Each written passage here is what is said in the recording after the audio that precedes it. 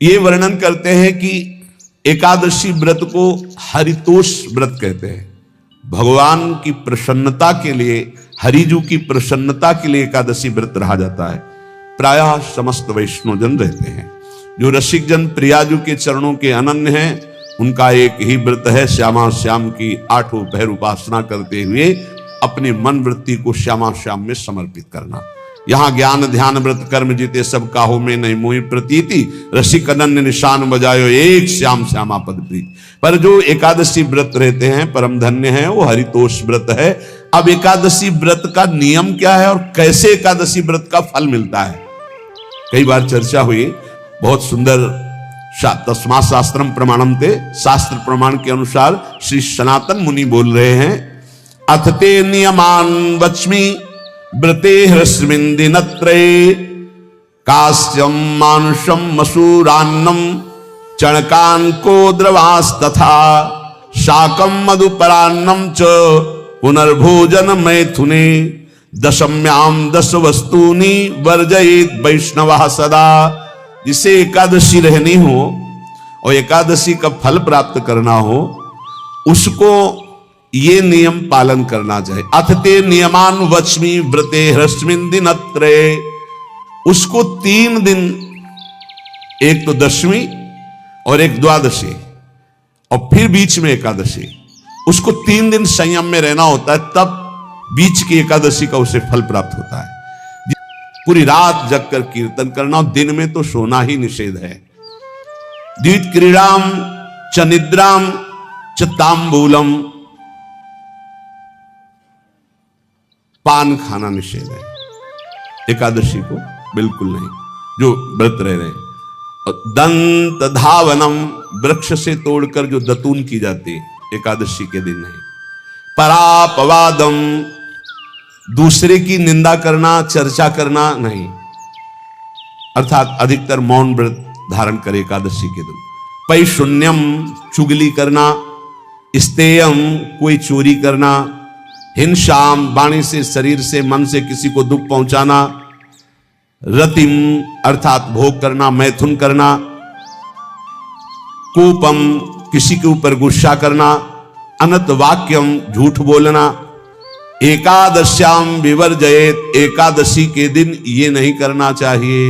इसे एकादशी व्रत रहना हो, उसका नियम है कि दशमी के दिन कांसे के पात्र का त्याग करें।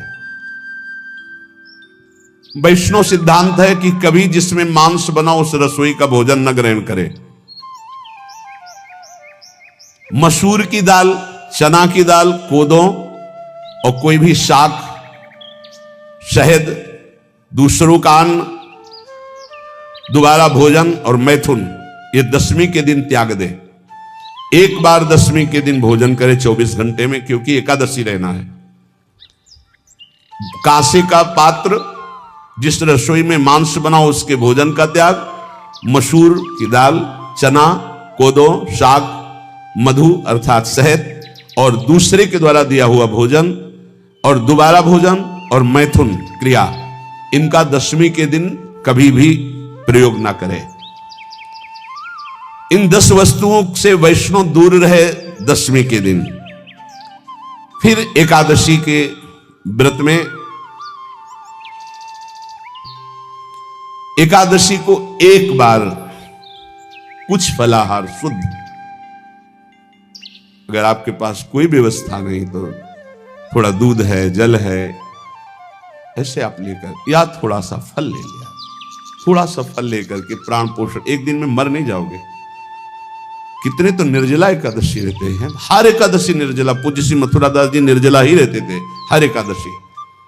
चलो भैया, आपकी सामर्थ्य नहीं तो जल 2-4 बार ले लो, एक बार थोड़ा सा दूध और फल ले लो, चल जाएगा काम, प्राणों का पोषण हो जाएगा। ये आचरण न करे और एक बार कुछ आहार ले ले, वो भी शुद्ध भगवद अर्पित प्रसाद। फिर द्वादशी को काश्यम मांसम सुराम छौद्रम तैलम वितथ भाषणम व्यायामम च प्रवासम च पुनर्भोजन मैथुने अस्पृश्य स्पर्श मासूरे द्वादश्याम द्वादश त्यजेत। कांस के पात्र में द्वादशी को भी भोजन न पावे, जिस रसोई में मांस बनाओ उसमें आहार न ले, किसी भी तरह का नशा द्वादशी को न करे, शहद न पाए, तेल के बने पदार्थ न पाए, मिथ्या भाषण न करे और बहुत शरीर का व्यायाम न करे, बहुत थकावट वाले कार्य न करे,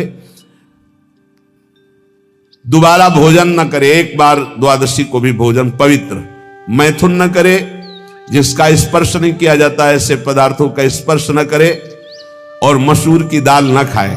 द्वादशी को जो इन नियमों का पालन करता है, दशमी द्वादशी ऐसे और एकादशी ऐसे, तब उसे एकादशी व्रत का फल प्राप्त होता है। जो इस पद्धति से कर, ये जो मनमानी है सब नहीं, हर पदार्थ मिल जाएगा आपको फलाहार में, हर पदार्थ हमको बताया गया कि आपको जो चाहो सब पदार्थ फलाहार का। अरे भाई, हरितोष व्रत है तो हरि प्रसन्नता के लिए एक दिन भूखे रहने बहुत आनंद आता है। पहले भगवत कृपा से ऐसी गंगा जल पी करके कुछ दिन, फिर कभी कभी निर्जला एकादशी का भी आनंद, बड़े संन्यास मार्ग में थे तो बड़े संयम से सब शास्त्रीय पद्धतियों का निर्वाह होता था। उपासक को चाहिए कि इन नियमों से व्रत का अनुष्ठान करे, मनमानी आचरण न करे। सबसे प्रार्थना जो एकादशी रहते हो, हरितोष व्रत इसे कहते हैं, भगवान की प्रसन्नता के लिए रहा जाता है, रहना चाहिए, जो अपनी आचार्य परंपरा में है, जैसे जिनका सिद्धांत है। पर रहने का सिद्धांत ये श्री सनत कुमार जी वर्णन, श्री सनक जी महाराज, ये सनत कुमार जी वर्णन की। सनक जी महाराज कह रहे हैं, यदि भगवान का आश्रय नहीं, सत्संग नहीं है, तो इन चार में से एक हो तो नाश कर देता, फिर चारों हो तो सर्वनाश हो जाता है।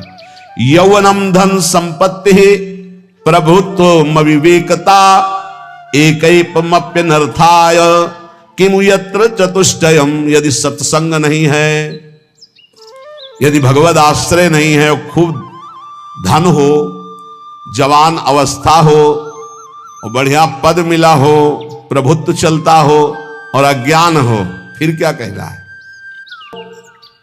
अपनी माता को, अपने पिता को दुख देता है, अपने गुरुदेव की अवहेलना करता है, उसका कभी मंगल हो सकता है? वो कभी सुख प्राप्त कर सकता है? वेद कहता है, जो निर्दोष कर्म करते हुए धन कमाकर, कैसा कर्म? निर्दोष कर्म करते हुए धन कमाता है और उस धन से अपने बूढ़े माता पिता और गुरुजनों की सेवा करते हैं, जीवन धन्य है।